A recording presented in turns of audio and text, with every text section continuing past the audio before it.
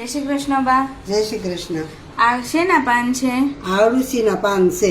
આ શેમાં ઉપયોગી હોય? આ ઉધર થઈ ગઈ હોય, બાળકને શરદી થઈ ગઈ હોય, હા. આમ કફ ખોટી ઉધર થઈ ગઈ હોય તો આ એ પાવાથી સારું રહે. અને કેવી રીતે વાપરવાના? તો આ છે ને પાન એક પાન લીધું છે. હા આ એક પાન છે. હા. એટલે આને ખાંડી નાખવાનું છે.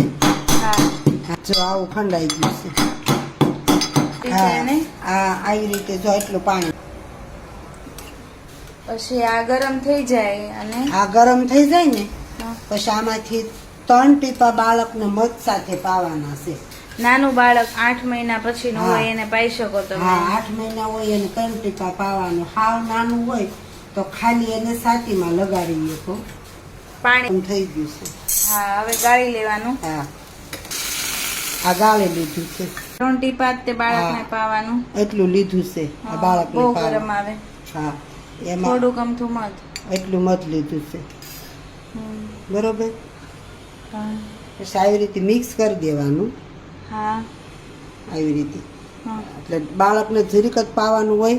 3 ટીપા. હા એટલે એટલું જ પાવાનું. પછી આવી ટોટી હોય ને હમ. એમાં જ લઈ લેવાનું. મોટા હોય તો કેટલું પાવાનું? મોટા હોય ને તો 1 ચમચી આ પાણી લેવાનું. હા 1 ચમચી ને એમાં અડધી ચમચી મધ નાખી દેવાનું હા હા. અને એ મોટાને પી જવાનું. પછી આ પાણી જે છે આમાંથી બાળકને આ પાણી વાળો હાથ કરી આમ છાતીમાં લગાડી શકો. મોટા નહીં લગાડી શકીએ. અને મોટાને લગાડી શકો. હા અળસીના પાન